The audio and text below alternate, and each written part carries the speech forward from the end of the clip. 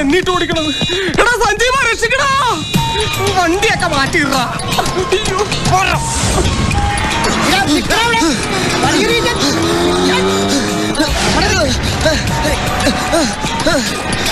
ഓടരുത്, എന്നെ ഓടിക്കരുത്, എന്റെ കാര്യമല്ലാത്ത നിക്കണവിടെ. എടാ ബൈക്കുകാരെ എന്നെ കൂടെ കൊണ്ടുപോടാ.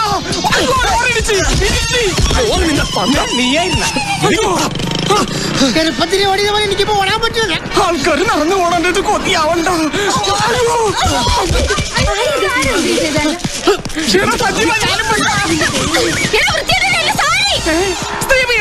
ഇന്നാ ചേച്ചിയെ പിടിച്ചോ. ഒരു സാരി ആരുടെ സാരി വഴി ദൈവമേ എടുക്കണോ, ഒന്ന് പൊക്കിക്കണോ എന്നെ. എന്റെ തൊപ്പി നെറ്റി വിളിക്കാം, പിടിക്കാം.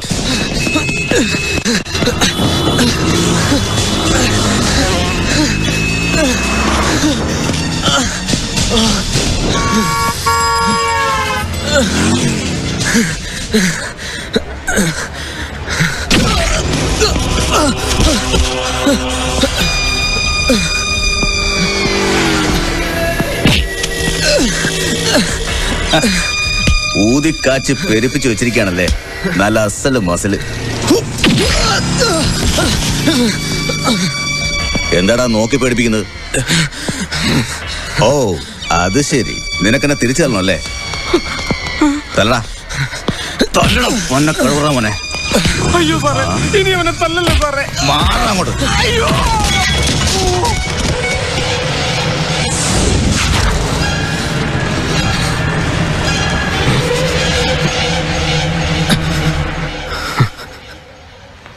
എന്താടാ കൈ താഴ്ത്തിയത്?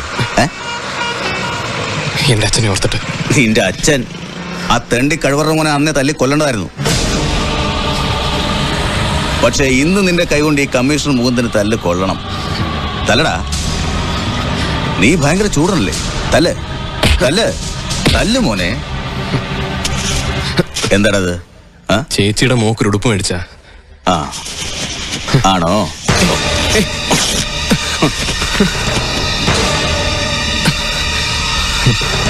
ഇപ്പൊ നിനക്കെന്നെ തല്ലാൻ തോന്നില്ലേ?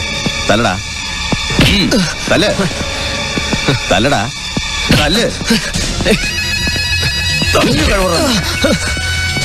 തല്ലടാ.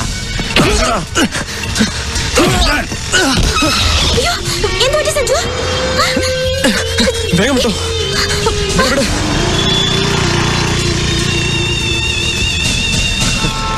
എന്താ അവര് പുറകെയുണ്ടോ? ഒന്ന് വേഗം വിട് സോന. എന്റെ കയ്യിൽ ക്യാമറ ഇല്ലാതായി പോയി.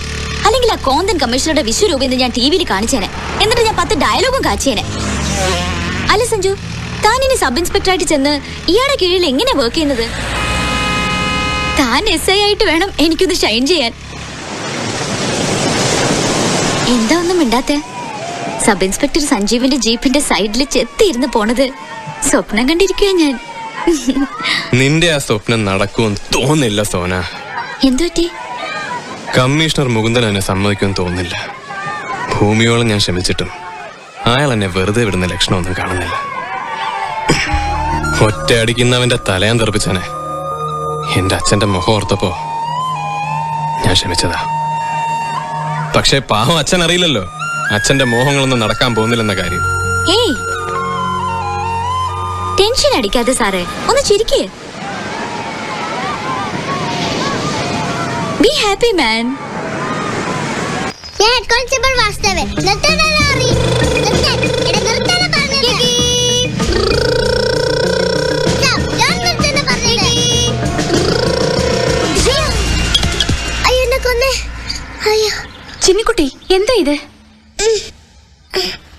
ഇതുപോലെ എന്റെ അച്ഛനെ പണ്ടാ ലോറിക്കാര് കൊന്നത്.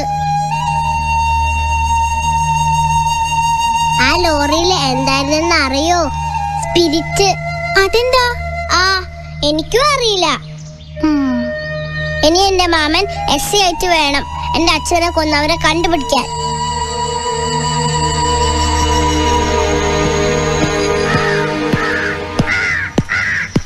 ഹായ്, മാമ വന്നല്ലോ. എനിക്ക് ഉടുപ്പ് ഉണ്ടെന്നോ?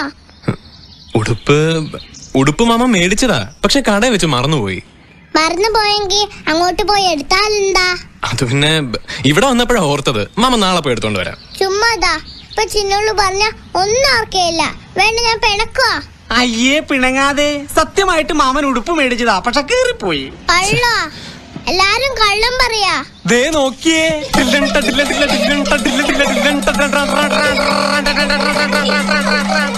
അയ്യോ നല്ല ഉടുപ്പായിരുന്നല്ലോ, ഇതെങ്ങനെ കീറി? 6 മാസം പുറകെ നടന്ന് പറഞ്ഞിട്ടാ ഒരു ഉടുപ്പ് വെച്ചുന്നത്, അതും കീറുടുപ്പ്. അങ്ങോട്ട് ചെല്ലേ, ഇപ്പോട്ട് ബാധിക്ക.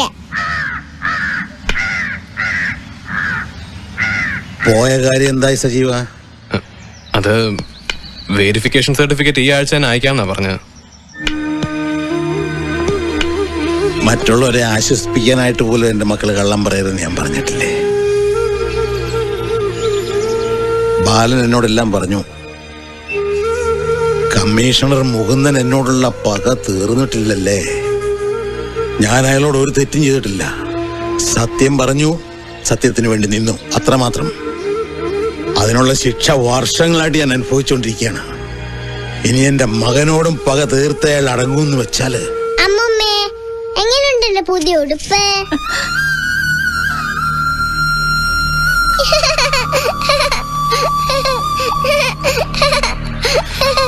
എന്റെ മോളുടെ ഉടുപ്പ് കയറിയ ദ്രോഹിയുടെ കൈ ഞാൻ വെട്ടിയെടുത്തേനെ.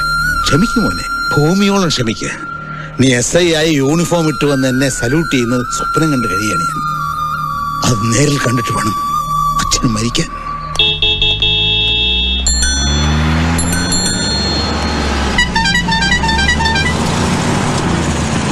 ചിക്കൻ മേടിക്കാൻ മട്ടൻ മേടിക്കാന്നൊക്കെ പറഞ്ഞു വരും.